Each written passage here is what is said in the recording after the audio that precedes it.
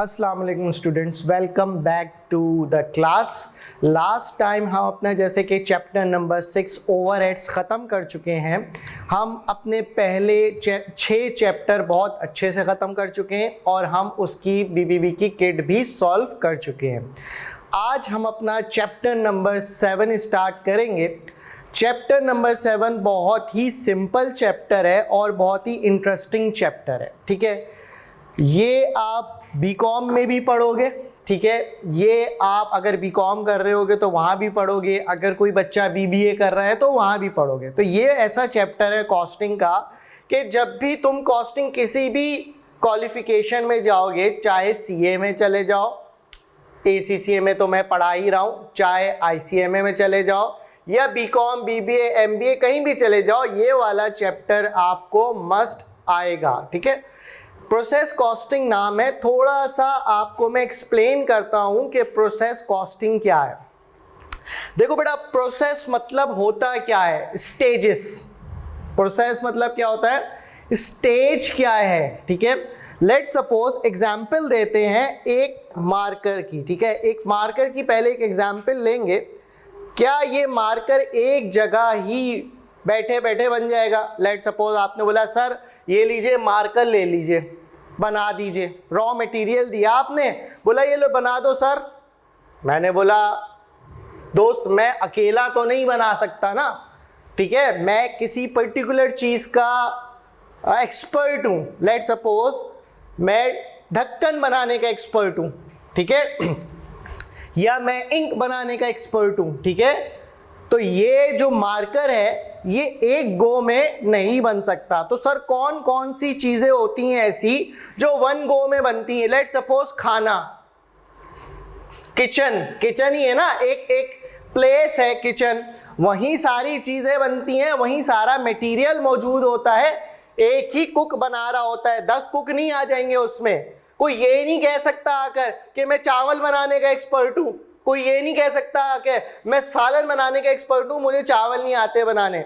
ठीक है, आजकल लोग कहते हैं मुझे रोटी नहीं आती बनानी, वो इट्स अनदर स्टोरी। गोल रोटी नहीं बनती, वो एक मसला अलग है। ठीक है, मगर खाना जो बनाता है उसको ओवरऑल 95% चीज़ें आती हैं बनानी। जैसे आपके भाई को सिर्फ मैगी आता है बनाना 2 मिनट वाला, और कुछ नहीं आता, तो मैं उसका एक्सपर्ट नहीं हूँ। तो ये पेन कैसे बनेगा? अब इसका प्रोसेस देखना। स्टेज 1 एज्यूम करते हैं, इसका स्टेज 1 ये होगा कि इसकी बॉडी बनेगी। ये पहला प्रोसेस है। जब तक बॉडी कंप्लीट नहीं होगी इसकी कैपिंग नहीं बनेगी। स्टेज 2 कैप बनेगा। स्टेज 3 इसके अंदर इंक फिल होगी। तो ये प्रोसेस कॉस्टिंग है। क्या है प्रोसेस कॉस्टिंग? एक प्रोडक्ट, बेटा एक प्रोडक्ट 3 स्टेजेस से गुजरेगा तो कंप्लीट होगा। अगर पहला स्टेप, पहला स्टेज, पहला प्रोसेस कंप्लीट नहीं होता तो दूसरा स्टेप तक पहुंच नहीं सकते, ना तीसरे स्टेप पे पहुंच सकते हो। देखो जैसे एसीसीए में क्या होता है, बात सुननी है, बात और से सुननी है। एसीसीए में क्या होता है, आप कोई सा भी पेपर पहले ऑप्ट कर लो। कोई जरूरी तो नहीं है ना कि आप लेट्स सपोज F4 पहले लो या F5 पहले लो या F6 पहले लो, कोई सा भी ले लो। ये प्रोसेस नहीं है। अच्छा, MBA या BBA में क्या होता है? प्रोसेस। सेमेस्टर 1 2 नहीं कर सकते जब तक के 1 क्लियर ना हो, 3 नहीं कर सकते जब तक के 1 और 2 क्लियर ना हो। तो प्रोसेस कॉस्टिंग इसको कहते हैं। एक और एग्जाम्पल लेते हैं। कोक फैक्ट्री में अगर कभी विजिट करने का मौका मिले, विजिट करने ज़रूर जाया करो फैक्ट्रीज़ में, ताकि आपको चीज़ें बनती हुई दिखें। जब चीज़ें बनती हुई दिखेंगी तो आपकी अलग लेवल की नॉलेज बढ़ेगी। मैं जब विजिट पे गया था सॉफ्ट ड्रिंक कंपनी में, किस तरीके से केन बनता है। केन देखो प्रोसेस कॉस्टिंग का पार्ट है। पहला प्रोसेस क्या था, उन्होंने बोला हम केन की बॉडी बनाएंगे। ठीक है, स्टील का या जो भी जिस मटेरियल का बनता है वो। फिर मैंने बोला सर स्टेप 2 क्या होता है? कहते हैं लेबलिंग करनी है इस पे। मैंने कहा सर स्टेप 2 में फिलिंग कर दें, सॉफ्ट ड्रिंक डाल दें। उन्होंने बोला बेटा अगर हम स्टेप 2 फिलिंग का बना देंगे तो ऐसा पॉसिबल है जब हम लेबलिंग करें तो वो जो केन है वो घूमेगा, केन घूमेगा तो शायद ऐसा पॉसिबल है जो हमने उसके अंदर सॉफ्ट ड्रिंक डाली है वो सब गिर जाए। ऐसा हो सकता है ना, मशीन यूं चल रही होती है, प्रोडक्शन लाइन, ऐसे रखा आपने, वो गिर गया तो वेस्ट हो जाएगा। एक नहीं गिरेगा, सब गिरेंगे। लाइन में अगर एक गिर रहा है, आप अगर मैट्रिक में असेंबली में खड़े होते थे, गर्मी में एक बच्चा बेहोश होता था तो आगे किसी पे गिरता था, वो आगे गिरता था तो आगे वाला भी गिरता है, एक लाइन पूरी डिस्टर्ब हो जाएगी। तो उन्होंने कहा पहले बेटा लेबलिंग होगी, देन आखिरी सेकंड लास्ट स्टेज हमारा होता है फिलिंग और लास्ट स्टेज होता है हमारा कैपिंग।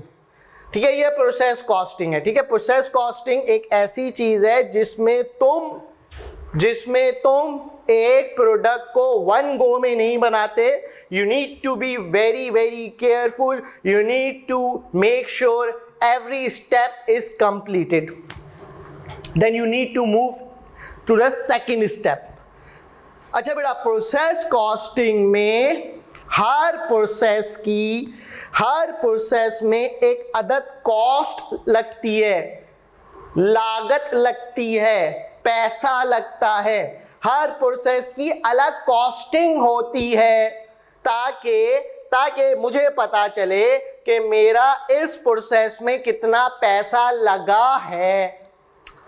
ठीक है बेटा, पेपर कैसे बनता है? Paper is an also example of the process costing. बेटा ये मैं क्यों बता रहा हूं, जब तुम बुक रीड करोगे तो तुम्हें सर खामिस याद आएंगे कि सर ने एग्जांपल दी थी, देखो बुक में भी यही एग्जांपल लिखी हुई है कि पेपर कैसे बनता है। पहले दरक कटता है, दरक प्यूरिफाई होता है, फिर वो पेपर की सूरत में तब्दील होता है। आपके पास एमसीक्यू आ सकता है, क्या आ सकता है आपके पास एमसीक्यू कि which of the following production can be the part of the process costing. इनमें से कौन सी प्रोडक्शन जो होती है वो प्रोसेस कॉस्टिंग के थ्रू होती है? तो तुम्हें पता होना चाहिए। 2-4 एग्जाम्पल्स जो बुक में है वो एग्जामिनर आपसे डायरेक्टली पूछ सकता है, बोनस क्वेश्चन होता है। Without time consuming, you have to just give the answer without calculation. अच्छा बेटा, प्रोसेस कॉस्टिंग को पढ़ाने से पहले मुझे तुम्हें कुछ टेक्निकल जार्गन्स बताने हैं। बेटा वो technical jargons through out this chapter इस्तेमाल होने वाले हैं। वो technical jargons through out the chapter इस्तेमाल होंगे।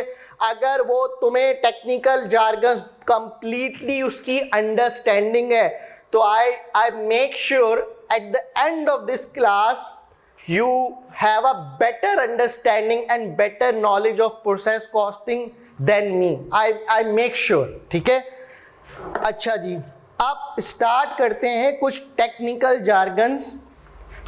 पहला टेक्निकल जार्गन होता है बेटा इनपुट यूनिट्स। गौर से सुनना है बेटा, इनपुट यूनिट्स। बेटा इनपुट यूनिट्स वो यूनिट्स होते हैं जो कि तुम मशीन में डालते हो। बेटा इनपुट यूनिट्स कौन से यूनिट्स होते हैं बेटा? जो तुम मशीन के अंदर डालते हो। ठीक है, तो सर इसकी अंग्रेजी भाषा में 2 अल्फाज लिखवा दें, लिख ले भाई। The units which you input in the machine। एक और पॉइंट लिखते हैं, it is always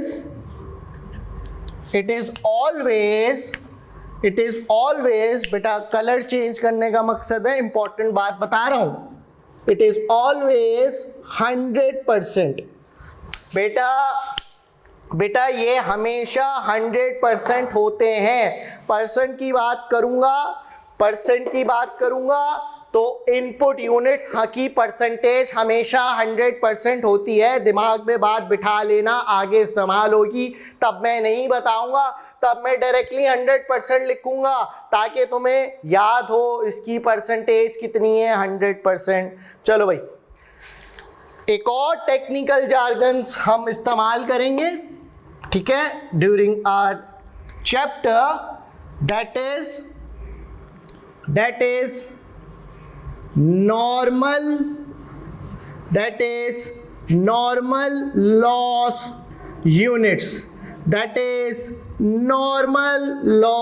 यूनिट्स, ठीक है बेटा।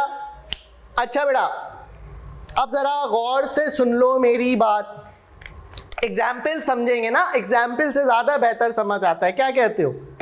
चलो बेटा, लेट्स सपोज मेरी अम्मी ने कहा बेटा गर्मी बहुत हो रही है, फ्रिज भी खराब है, के इलेक्ट्रिक वालों ने जीना आराम कर दिया, पहले तो बिजली नहीं देते थे, दी तो इतनी तेज दी कि फ्रिज ही उड़ गया, ले भाई 10,000 का खर्चा आ गया, ठीक है, पढ़ाना पड़ रहा है इस खर्चों को पूरा करने के लिए।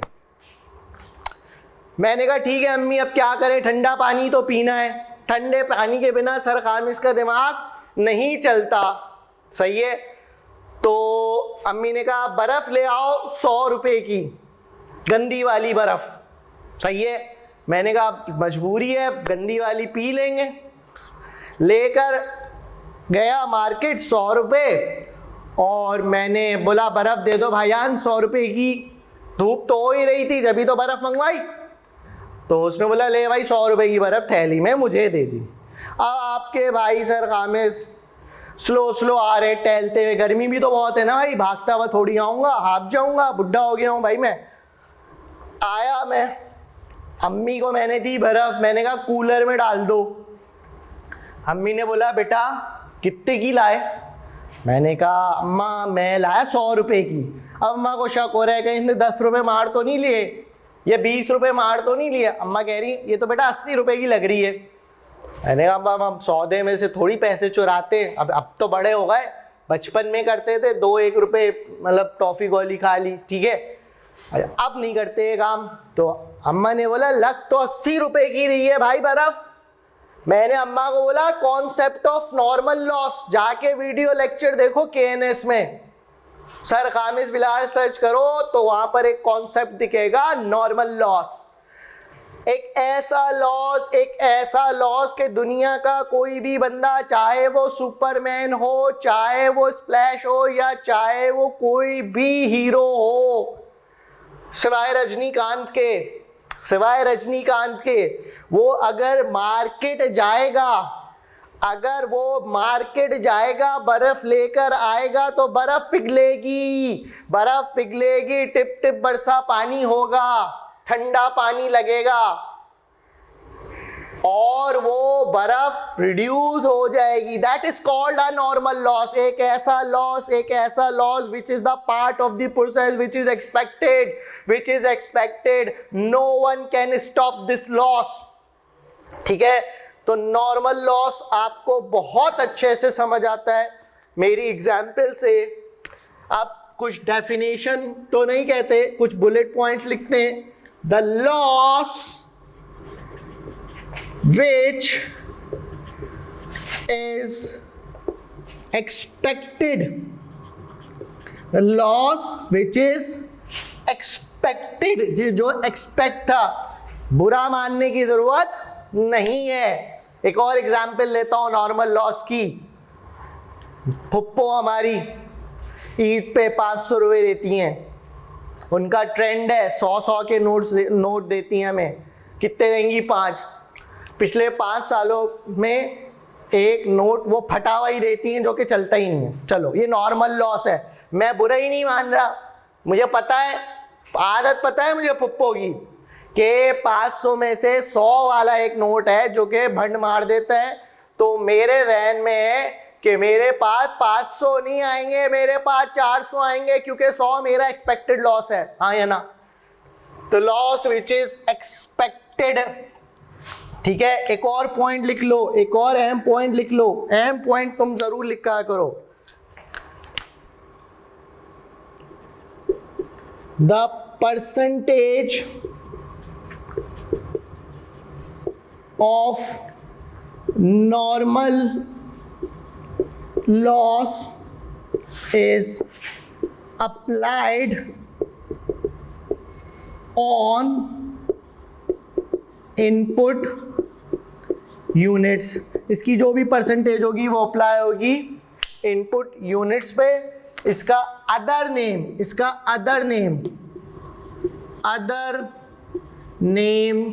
इसका जो है वो है आपका एक्सपेक्टेड लॉस। इसका दूसरा नाम है एक्सपेक्टेड लॉस। ठीक है बेटा, क्लियर हुई बात? बेटा बात क्लियर हुई? चले अब एक और टर्म हम सीखते हैं, कॉपी करते रहना, मैं साइड में हो गया हूं।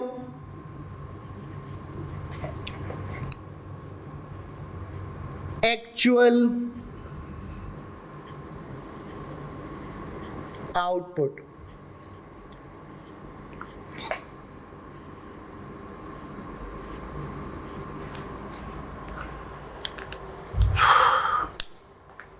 एक्चुअल आउटपुट, ठीक है। चलो इससे पहले एक और टर्म सीख लेते हैं ताकि आपको थोड़ी आसानी हो जाए। इसको हम चौथा, हेडिंग मिटा नहीं रहे, हेडिंग मिटाएंगे नहीं, हेडिंग नहीं मिटाएंगे हम लिखते हैं इससे पहले एक और चीज को, मैं यहां लिख रहा हूं, यहां लिख रहा हूं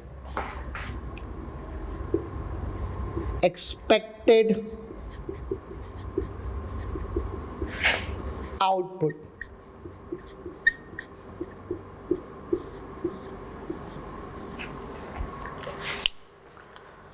अच्छा बेटा, just a moment please, break it down.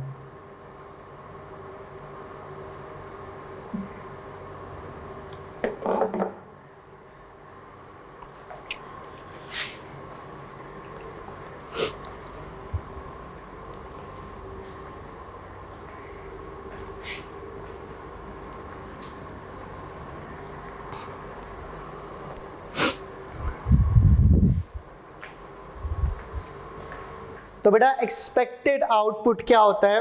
देखो बेटा, मेरी एक्सपेक्टेशन क्या थी, 500 में से 100 रुपए फटे हुए होते, तो मेरी एक्सपेक्टेशन क्या थी, 400 रुपए। तो ये क्या होता है, the units which you expect to receive or produce।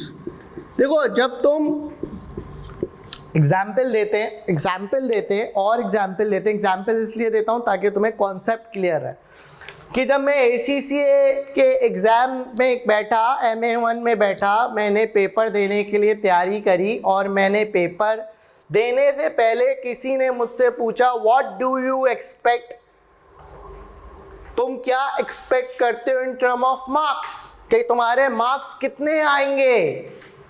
मैंने कहा I expect 90 marks, I expect 90 marks. इसका मतलब है कि 10 मार्क्स ऑब्वियस सी बात है मैं लूज कर जाऊंगा, ठीक है, that is a normal loss, इसमें बुरा मानने की कोई बात नहीं है। तो एक्सपेक्टेड लॉस का, एक्सपेक्टेड आउटपुट का फॉर्मूला देखेंगे। एक्सपेक्टेड आउटपुट का फॉर्मूला है input units less normal loss units, ठीक है। Input units less normal loss units is equals to expected output, ठीक है बेटा। अच्छा, अब पढ़ेंगे एक्चुअल आउटपुट क्या होता है। बेटा तवज्जो चाहिए। The units which you actually received or produced the units which you actually received or produced. मैंने पेपर दिया और पेपर देने के बाद मेरे 90 नहीं 94% आ गया. 94% is my actual result. हकीकत. मैंने एक्सपेक्ट क्या किया था? मैंने एक्सपेक्ट किया था 90 marks. What I got? I got 94 marks. मेरी तो खुशी का ठिकाना ही नहीं रहेगा. मोहल्ले में मिठाइयाँ बांटूंगा. मेरा एक स्टूडेंट था, ऐसा लगा जिंदगी में पहली बार पास हुआ है. MA1 पास हुआ भाई. पोस्ट सेलिब्रेशन, प्री सेलिब्रेशन, पता नहीं आप बिफोर न्यू पेपर सेलिब्रेशन, कितनी सेलिब्रेशन कर डाली. तो मैंने बोला क्या एक्सपेक्टेड था? उसने बोला एक्सपेक्टेड था 80, आ गए 90. जब भी तो इतनी सेलिब्रेशंस हो रही हैं. मैंने कहा अच्छा. इस खुशी को कहते हैं कॉन्सेप्चुअली. इस खुशी का नाम होता है पागल हुए चले जा रहे हैं. पागल हुए चले जा रहे हैं. पागल की अंग्रेजी होती है एबनॉर्मल. खुशी मतलब गेन. एबनॉर्मल गेन हो गया. तो सर डेफिनेशन क्या बनती है?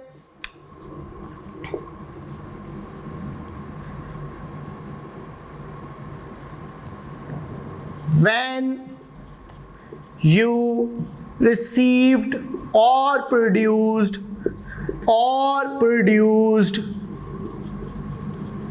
more than expected. खुशी कब होती है जिंदगी में?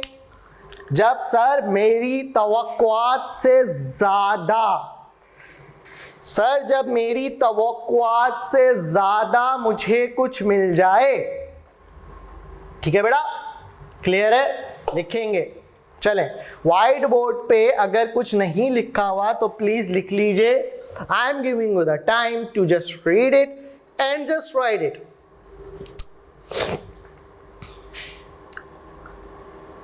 शाबाश बेटा. अपनी अपनी राइटिंग्स में लिखेंगे ताकि आपको जब आप रिवीजन कर रहे हो तो यू मस्ट नो कि आपने कहाँ पे क्या बात लिखी है. ठीक है बेटा? वैसे तो तुम साथ साथ ही लिख रहे होगे. मेरी राइटिंग विजिबल होगी, मेरी स्पीड विजिबल है, कंट्रोलेबल है, आपके समझ में आ रही है. ठीक है, चल. सर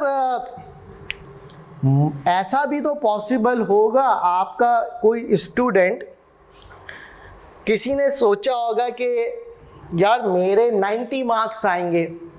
अच्छा सर समहाउ वो परफॉर्म नहीं कर पाया. लेट सपोज सर उसके 70 मार्क्स आ गए. तो एक्चुअल आउटपुट कितना है? तुम्हारा 70 आया. वो बेचारा डिसअपॉइंट हुआ होगा, खुश नहीं हुआ होगा, परेशान होगा. उस परेशानी का नाम कहते हैं, उस परेशानी को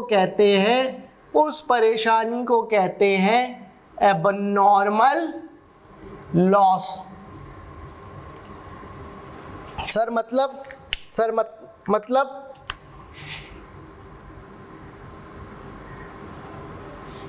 when you receive or produced less than expectation, या एक्सपेक्टेशन कह लो या एक्सपेक्टेड कह लो. ठीक है. Now how many units you are getting? 70 and you are having a abnormal loss of 20 marks. Are you getting my point? Okay बेटा या तो केस में एबनॉर्मल लॉस आएगा या तो एबनॉर्मल गेन आएगा. एक वक्त में बंदा वो ऐसी दुनिया में कोई फीलिंग ही नहीं है कि वो बोले भाई मुझे खुशी भी हो रही है और मुझे गम भी है। तो मैं बोलूँगा बेटा इलाज करा लो, तुम्हारे जो इमोशंस हैं ये मिक्स फीलिंग है, मूड स्विंग्स बहुत हो रहे हैं तुम्हारे। तो मतलब खुश भी वो गोविंदा नहीं कहता इतनी खुशी, मुझे इतनी खुशी, बस वो ये बंदा जिसको ये एक वक्त में दो इमोशंस हो सकते हैं, उसको खुशी भी हो रही होती है, उसको रोना भी आ रहा होता है, सही है, वो पागल है। या तो एबनॉर्मल गेन होगा या तो एबनॉर्मल लॉस होगा। खुद सोचो ना, 90 मार्क्स की एक्सपेक्टेशन है, या तो ज़्यादा आएंगे या तो कम आएंगे, एक साथ थोड़ी आ सकते हैं। मैं सर मेरे 94 भी आए और मेरे 80 भी आए, अबे भाई क्या हो गया, अलग अलग पेपर थोड़ी था, सही है। अच्छा जी, तो कुछ टर्म्स हमने सीखी है, कुछ टर्म्स और रह गई हैं, वो सीखते हैं, वो चलते हैं और उसको समझते हैं। चलो बेटा अब पढ़ते हैं स्क्रैप वैल्यू।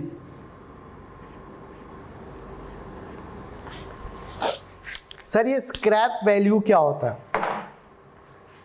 स्पेलिंग सही लिखी है, चेक कर लेना, मेरा PE भी होता है,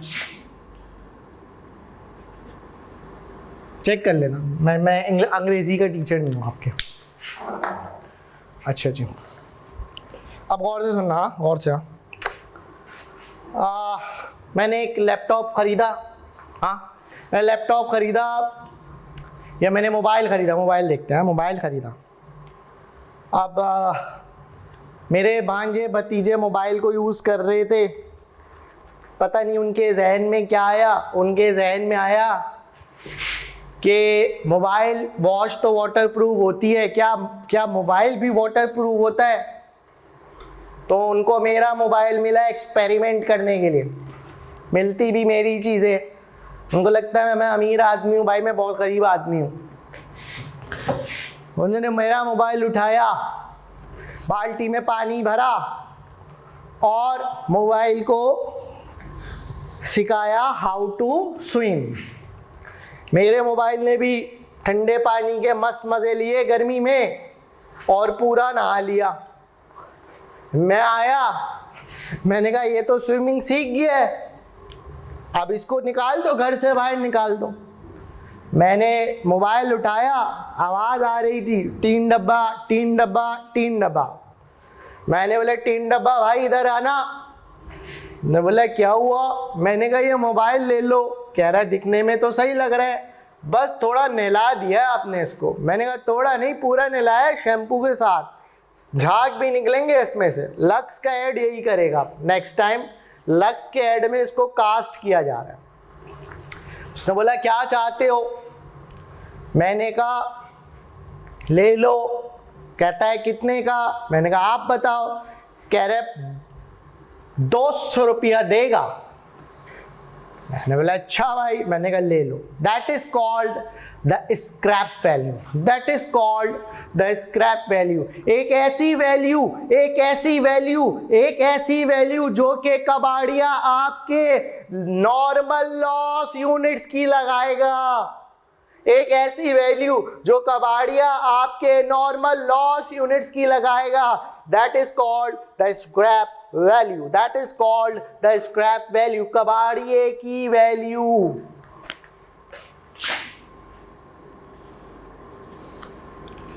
If there is no scrap value in the question, assume it is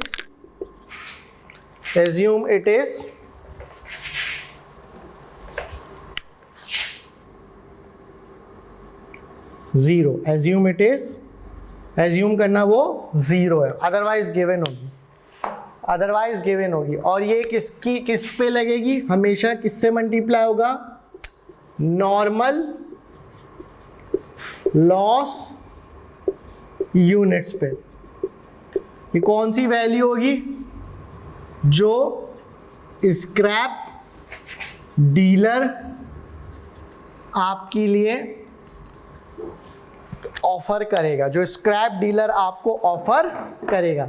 अच्छा, आपके सर जुनेद ने जब आपको पढ़ाया होगा तो स्क्रैप वैल्यू के दूसरे नाम भी बताए होंगे, एस्टिमेटेड सेलिंग प्राइस, जी ये भी नाम होता है।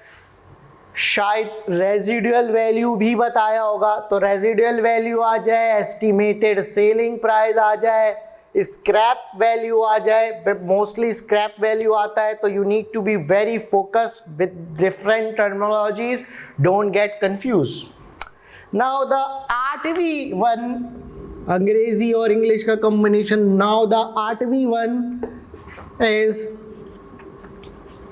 Total cost.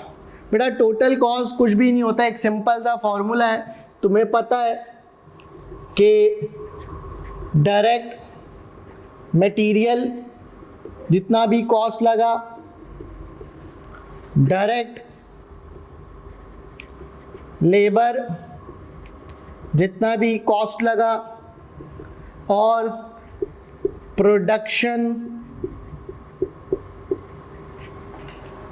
ओवरहेड्स, मतलब जितनी भी कॉस्ट सवाल में लिखी हुई होगी उसको आप ऐड कर दोगे तो टोटल कॉस्ट आ जाएगा। ठीक है। अच्छा बेटा बात गौर से सुनना,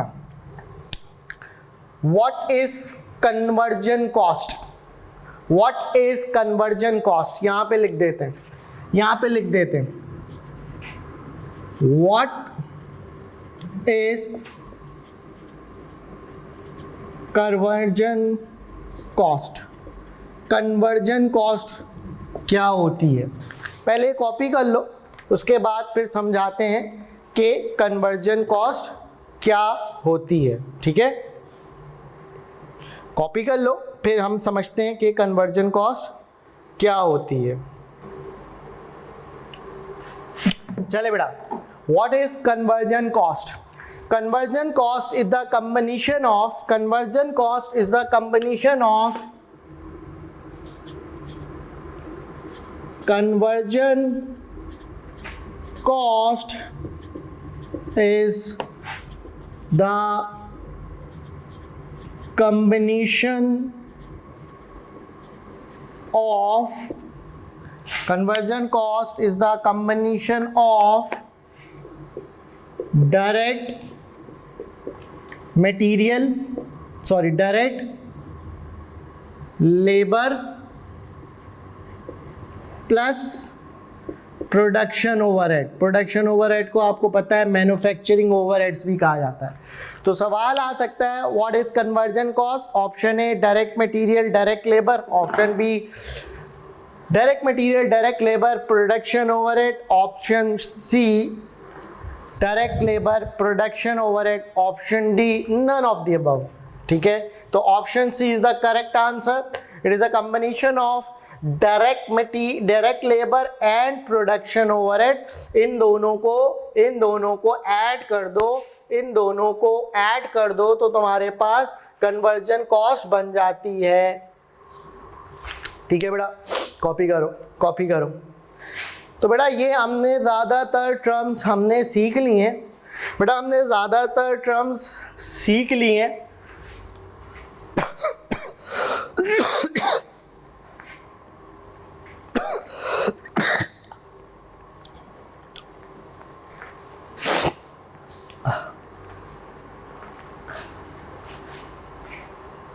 1 2 3 स्टार्ट। अच्छा बेटा, इन टर्म्स को सीखने के बाद अब हम सवालात की तरफ चल सकते हैं। अब मेरी बात को तुम्हें फोकस करना है, मेरी बात को तुम्हें बहुत फोकस करना है और फोकस रहते हुए समझना है। इस चैप्टर में 3 किस्म के सवाल हैं, इस चैप्टर में 3 टाइप के सवाल हैं। अब मैं चाहता हूं कि वो टाइप को किस तरीके से पहचानना है, उस टाइप को किस तरीके से रिकॉग्नाइज करना है और सॉल्व करना है। क्योंकि अगर तुम्हें पता चल जाए कि ये किस टाइप का क्वेश्चन है, इसकी नेचर क्या है, तो it won't be difficult to solve it at all. चले इन टाइप्स के कुछ कंडीशंस देख लेते हैं, फिर वन बाय वन उन टाइप को सीखेंगे भी, ठीक है।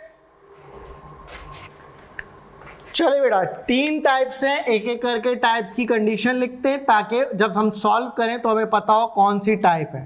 टाइप नंबर 1 की पहचान, टाइप नंबर 1 की पहचान,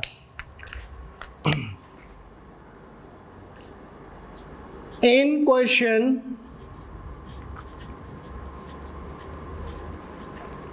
you will have normal loss units percentage will be given। Type 1 की निशानी क्या है कि तुम्हें नॉर्मल लॉस यूनिट परसेंटेज जो होगा, नॉर्मल लॉस यूनिट्स की जो परसेंटेज होगी वो गिवन होगी। सॉल्व किस तरीके से करना है वो हम बाद में सीखेंगे, ठीक है बेटा। टाइप 1 की पहचान क्या है कि तुम्हें नॉर्मल लॉस यूनिट की परसेंटेज गिवन होगी, ठीक है बेटा। हम चलते हैं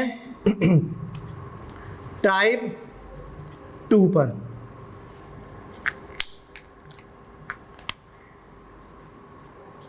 In question, requirement will be, requirement क्या होगी, निशानी है, requirement क्या होगी,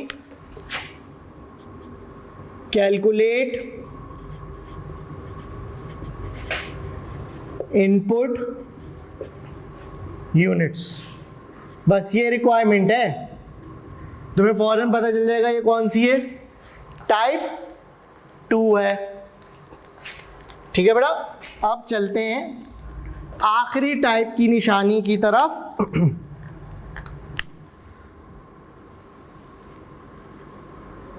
टाइप 3, टाइप 3 में क्या होगा,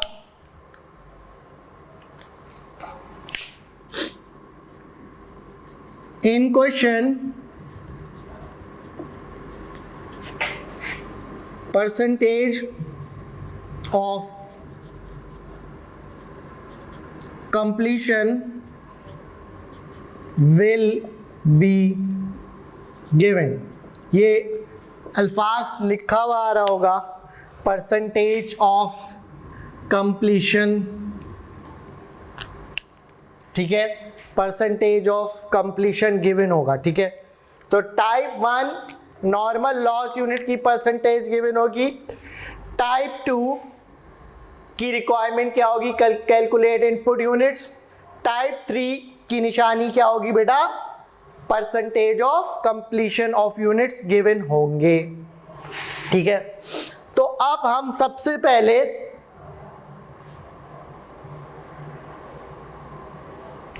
टाइप 2 को समझ लेते हैं, क्योंकि छोटी सी टाइप है, बहुत सिंपल है, बहुत सुकून वाली है, बहुत नरम दिल है। चलो पढ़ते हैं, एक एग्जाम्पल सीखते हैं और समझते हैं।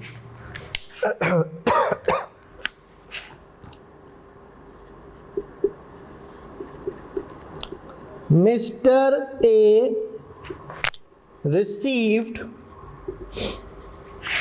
2500 output units. The normal loss was 5% and abnormal loss was 3%. Required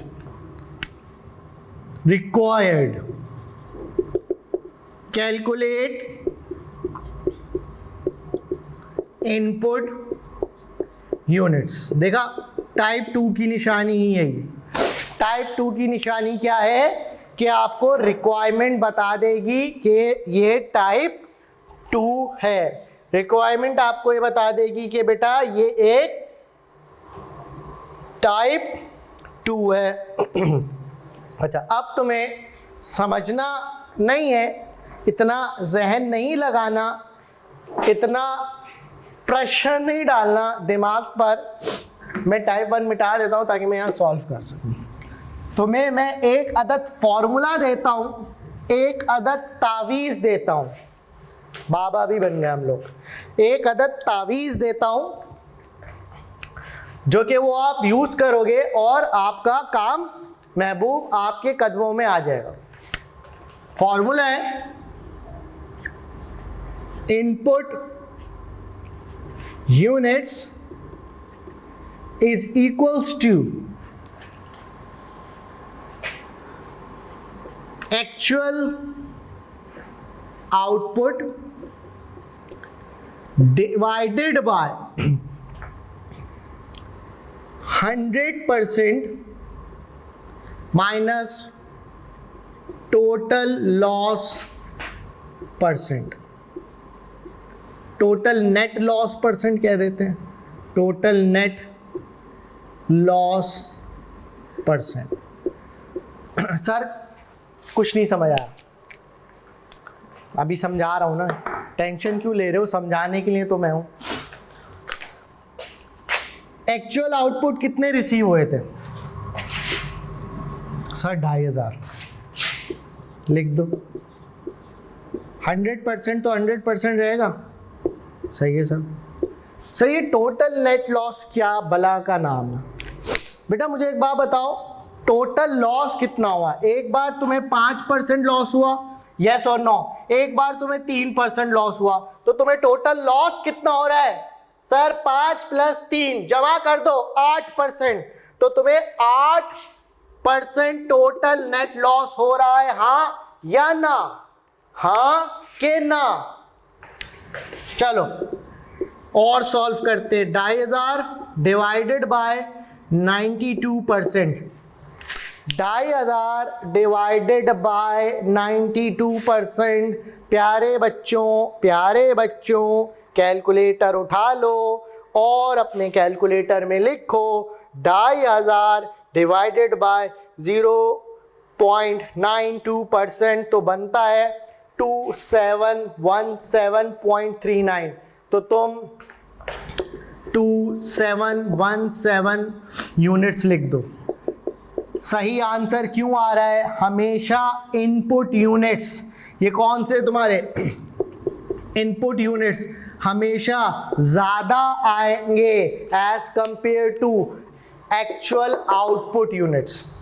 ज़्यादा डालोगे तो कुछ श्रिंक होंगे, जब भी तो 2500 आ रहे हैं। तो 2717 यूनिट्स अगर तुम डालते हो, इनपुट करोगे तो 2500 यूनिट्स बाहर आएंगे। ठीक है बेटा? Are you getting my point? Are you getting my point? Okay, please copy this example, then we will go for the next example.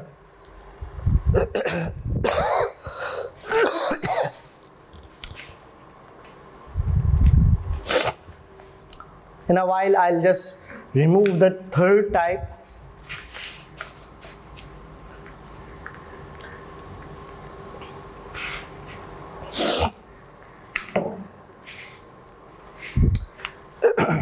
जी बेटा कोई सवाल? ओके चले एग्जाम्पल नंबर 2 को पे जाते हैं। एग्जाम्पल नंबर 2 पर जाते हैं। हम यहाँ कर देते हैं लेट सपोज 1500 यूनिट्स। यहाँ पर हम एबनॉर्मल लॉस नहीं, हम कहते हैं एबनॉर्मल गेन, जो कि हम कहते हैं 2% है। फॉर्मूला लगाएंगे। अब मैं बार बार फॉर्मूला नहीं लिख रहा, क्या करना, मैं तुम्हें एक टिप दे देता हूँ, जिंदगी में याद रखना, फॉर्मूला शीट हर चैप्टर की अलग अलग बना लेना रजिस्टर के एंड पर, ताकि जिंदगी आसान हो जाए।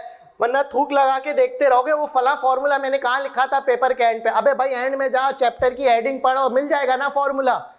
थोड़ा सा स्मार्ट पढ़ना है, थोड़ा स्मार्ट स्टडी करनी है, ठीक है? तो आउटपुट कितने थे? 1500। 100% तो वैसे ही रहेगा। अब मुझे बताओ टोटल नेट लॉस कितना हुआ? सर मुझे 5% का नॉर्मल लॉस था और 2% का गेन था, नेट 3%। यस और नो? देखो दोनों लॉस थे, सेम नेचर थी, इसलिए जमा होए ऐड हुए, जुड़ गए, मंगनी हो गई। ठीक है, जब नेचर ही डिफरेंट है, गेन और लॉस, तो एंगेजमेंट टूट गई, ब्रेकअप हो गया। तो कब कितना बना? 3%। तो क्या बना? 1500 डिवाइडेड बाय 97%। प्यारे बच्चों फिर से कैलकुलेटर उठा लो, प्यारे बच्चों फिर से कैलकुलेटर उठा लो। 1546 सही तो है सर? आपने हमेशा बोला है कि ये ज्यादा ही आएंगे, ये ज्यादा ही आएंगे। हाँ ना, ज्यादा आ रहे, ठीक है। टाइप 2 में इससे बढ़कर डिफिकल्ट क्वेश्चन आ ही नहीं सकता, आ ही नहीं सकता, चाहे कुछ भी हो जाए, चाहे कुछ भी हो जाए, इसी तरीके से आएगा। सर ऐसा हो सकता है कि एबनॉर्मल गेन भी ना हो, एबनॉर्मल लॉस भी ना हो, तो बस लेट सपोज एग्जाम्पल है, एग्जाम्पल एक और देख लेते हैं। आप जब तक ये कॉपी करो, मैं एग्जाम्पल और बना देता हूँ, मैं मसला थोड़ी है, कॉपी करो।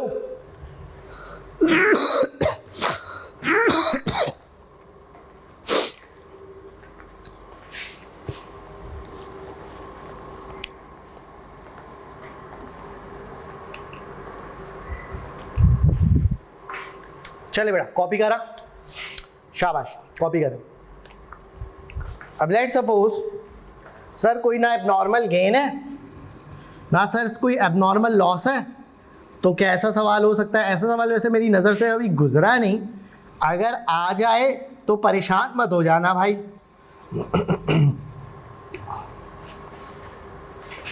तुम्हें कुछ भी नहीं करना होगा, जस्ट यहाँ पर जो तुम्हारा अब लॉस है वो कितना हो जाएगा, total net loss just 5%, and that has to be 95%, and that the answer will be changed. Are you getting my point? ठीक है?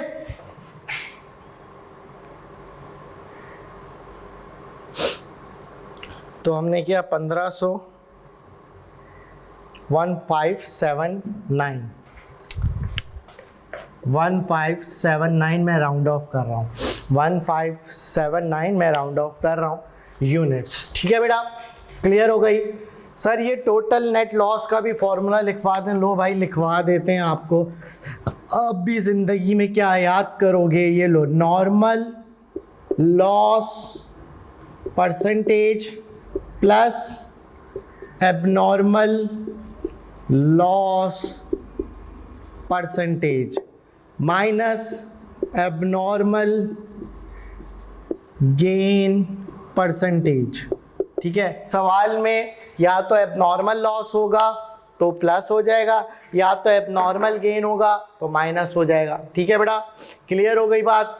सही है। कोई सवाल, कोई मसला टाइप 2 में तो बात करते हैं ना, बात कर लेंगे। बात सर कैसे करेंगे? रिकॉर्डिंग देख रहे हैं, व्हाट्सअप नंबर मेरा है, ग्रुप में हो, बात कर लो, जवाब दे दूंगा फौरन से।